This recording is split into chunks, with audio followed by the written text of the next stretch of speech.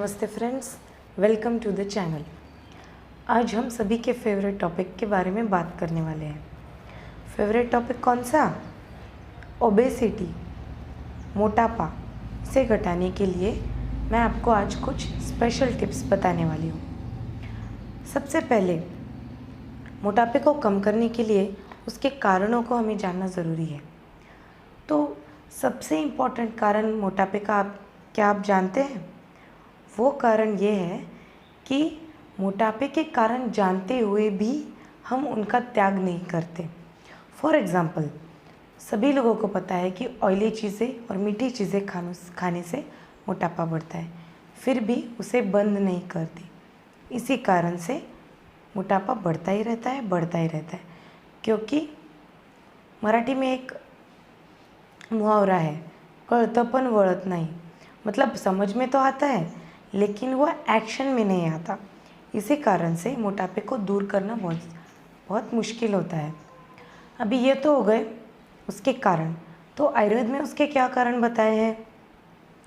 अव्यायामात दिवा स्वप्नात मेद्यानाम च अतिभक्षणात मेदोवाहिनी दुष्यंती मेद्यानाम च अतिसेवनात। इसका मतलब बिल्कुल ही शारीरिक व्यायाम ना करना या कोई भी श्रम का कार्य ना करना, कोई भी हलचल ना करना, दिन भर आराम से बैठे रहना, ये मेन कारण है।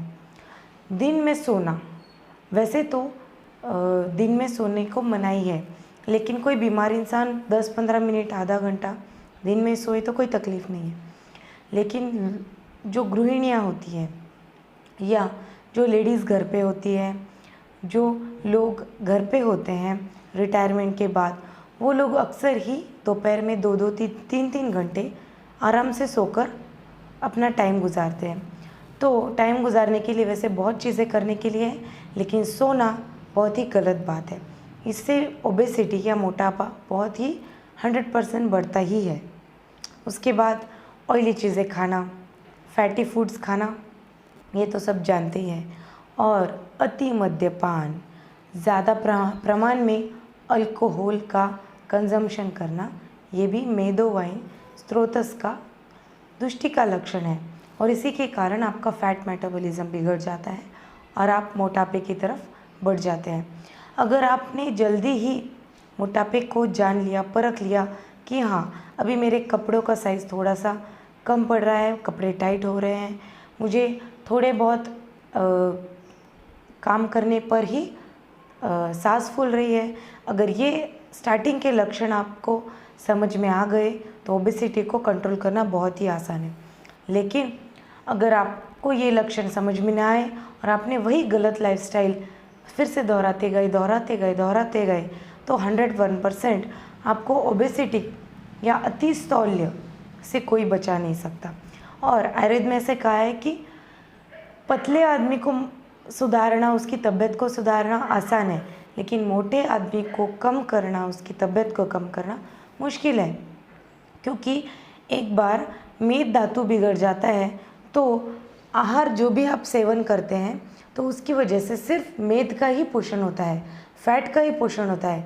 मतलब अगर आप कोई भी चीज़ खाएंगे तो डायरेक्ट फैट में बदल जाएगी, और जब फैट में वो कन्वर्ट हो जाती है तो अवरोध होने के कारण अग्नि का भी संदुक्षण ज़्यादा प्रमाण में होता है, वात भी बढ़ जाता है और भूख बढ़ती ही जाती है।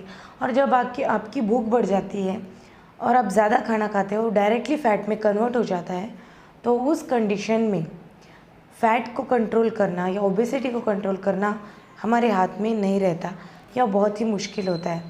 लेकिन हाँ, एक बात तो तय है कि अगर आपका डिटर्मिनेशन बहुत ज़्यादा है, आप मोटिवेटेड हैं, आप एक्सरसाइज करने की आपकी तैयारी है, डाइट को कंट्रोल करने की आपकी तैयारी है, तभी आप ऐसे वीडियोस को देखिए या तभी आप इन चीज़ों को समझने की कोशिश कीजिए। क्योंकि जिनकी इच्छा है वज़न कम करने की, वो ही वज़न कम कर सकते हैं। क्योंकि वज़न कम करने के लिए सबसे ज़्यादा ज़रूरी चीज़ होती है डिटर्मिनेशन, कंसिस्टेंसी और हमारा कंट्रोल अपने माइंड पे या अपने डाइट के लिए कंट्रोल करना बहुत ज़रूरी है। तो चलिए बढ़ते हैं आज की इम्पोर्टेंट जो टिप्स हैं उनकी तरफ। स्टे ट्यून्ड और don't forget to subscribe Ayurvedic girl. अभी आने वाले हैं आपके लिए स्पेशल डाइट के टिप्स, उन्हें ज़रूर देखिए, पूरा वीडियो ज़रूर देखिए। तो मोटापा कम करने के लिए आयुर्वेदीय ग्रंथों में बहुत आसान शब्दों को इस्तेमाल करके टिप्स दिए हैं। उन्हें देखकर ही हमें अपना डाइट प्लान करना चाहिए, जिससे कि हमारा स्थौल्य या मोटापा जल्दी से कम हो जाए। आप अगर आयुर्वेदिक मेडिसिन की सहायता भी लेंगे एक्सरसाइज और डाइट के साथ, तो आपका जो फैट कम करने का जो स्पीड है वो बहुत ही फास्ट हो जाएगा। उसमें कहा है कि रुक्ष, उष्ण और लेखन आहार और विहार आपको करना है। तो आपको सिर्फ आहार के बारे में ध्यान ना देते हुए आपको विहार या आपका लाइफस्टाइल रेजिमेन, इसका भी ध्यान देना बहुत ज़रूरी है। तब अगर आहार की बात करेंगे तो रुक्ष आहार, रुक्ष का मतलब है जिसमें स्नेह ना हो, इसका मतलब ऑयल ना हो। तो आपको आपके खाने में ऑयल का इस्तेमाल नहीं करना है। खाना बनाने के लिए आपको ऑयल का इस्तेमाल नहीं करना है। तो आप पूछेंगे हम क्या करें, क्या इस्तेमाल करें? तो मेरी एक सलाह है कि जितना हो सके उतना तो बॉइल्ड आप अन्न खाइए। अगर आपको पॉसिबल ना हो, अगर आपको उसको छौंक ही देना है, तो आप घी का इस्तेमाल कीजिए। उसके बाद है उष्ण आहार। आपको गरम गरम अन्न का ही सेवन करना है। इसका मतलब फ्रिज में रखा हुआ खाना वो आपका रूल आउट हो गया। बासी खाना आपका रूल आउट हो गया। पैकेज्ड फूड जो कि पैकेज्ड में आता है, बिस्किट्स, चिप्स, कुरकुरे, भेल, वड़ा पाव जो पैकिंग में आता है, प्रिजर्वेटिव्स जिसमें मिला है, वो आपका कैंसिल हो गया। इसका मतलब जो गरम गरम बनाया है वो आपको जल्दी से कंज्यूम करना है। लेखन आहार। अब लेखन आहार में क्या होता है कि ऐसे कुछ अन्न पदार्थ हैं जिनको खाने से ऐसे हमारे शरीर में, जैसे लेखन का मतलब है घिसना या खरवड़, मतलब खुरच के निकालना। ऐसे कुछ अन्नपान हैं जिनके कारण हमारे शरीर में से फैट खुरच कर निकाला जा सकता है। तो आप पूछेंगे कौन से अन्नपान हैं?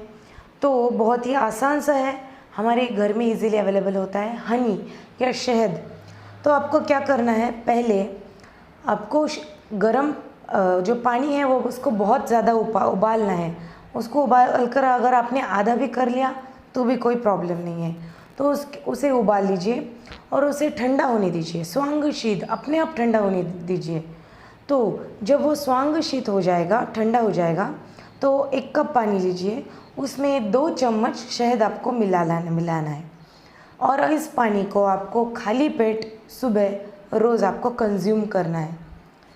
अगर आप इसे फॉलो करेंगे तो एक सिद्धांत है आयुर्वेद का कि जो पृथ्वी है, पृथ्वी मतलब फैट, पृथ्वी महाभूत है, वो जल महाभूत में विलीन हो जाती है, पानी में उसका डिसोल्यूशन हो जाता है। तो आपको जो फैट है वो भी इस शहद के पानी के कारण आपका उसका लेखन हो जाएगा। शहद बहुत ही अच्छा लेखनीय गुण वाला आहार है। तो आगे बढ़ते हैं। तो जो फैटी पीपल है, ओबीज पीपल है, मोटे लोग हैं, तो उनमें भूख ज़्यादा लगती है। लेकिन अगर भूख ज़्यादा लगेगी तो क्या करें? खाना ज़्यादा खाएंगे तो अल्टीमेटली फ़ैट ज़्यादा बनेगा।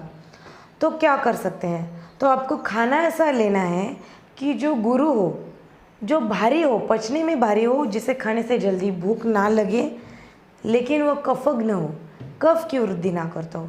इसका मतलब उसमें कुछ मीठा नहीं होना चाहिए, खट्टा नहीं होना चाहिए और नमकीन नहीं होना चाहिए।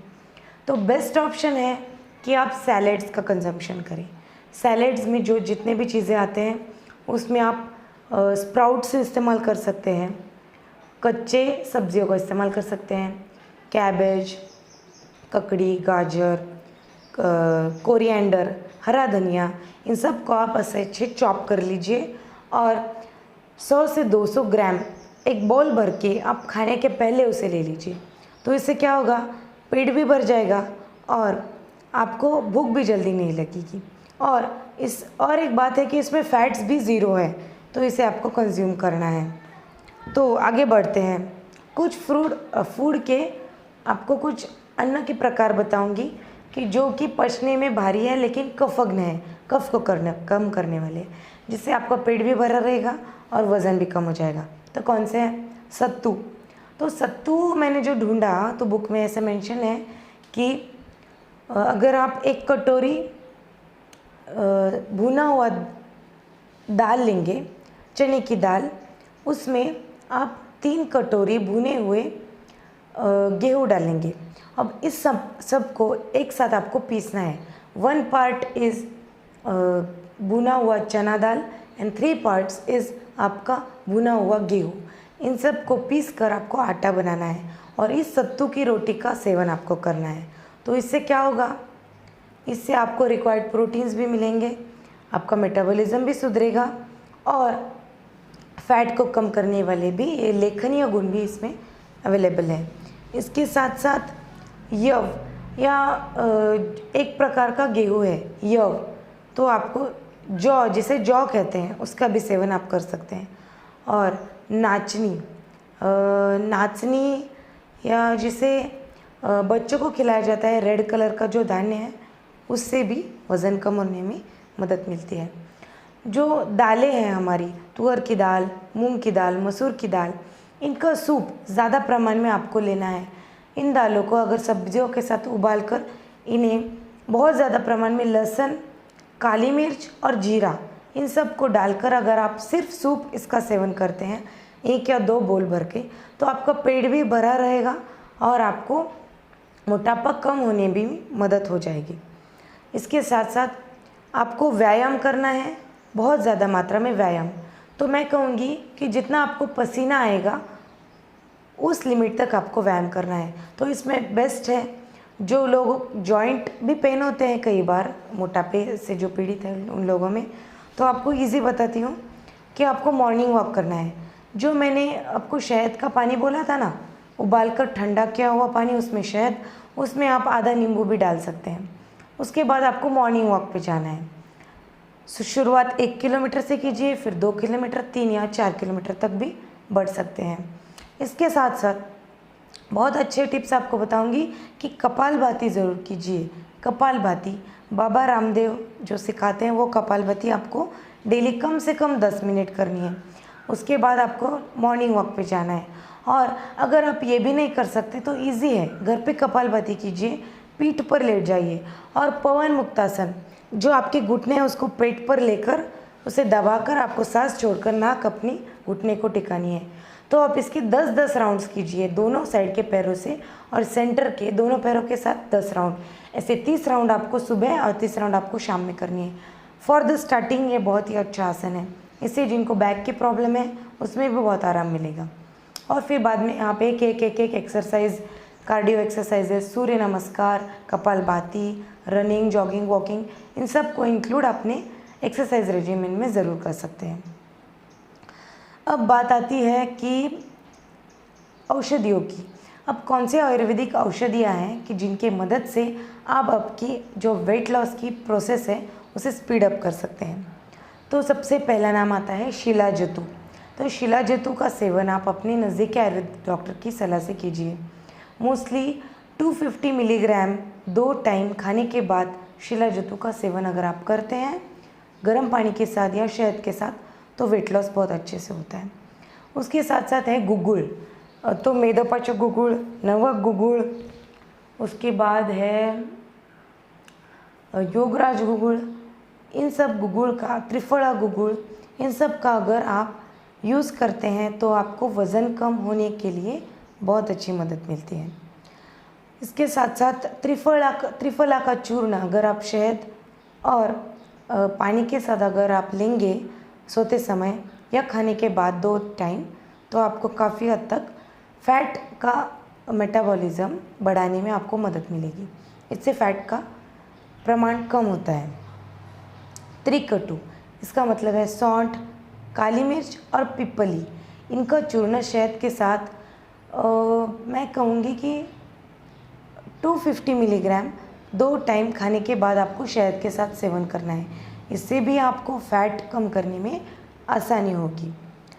जो नीम की पाउडर है, जो नीम के जो पत्ते हैं, नीम की छाल की पाउडर, इसका भी आप इस्तेमाल कर सकते हैं अगर आपके पास अवेलेबल है तो। आंवल की, इसका मतलब है आंवला। आंवला जैसे कि एक रसायन है,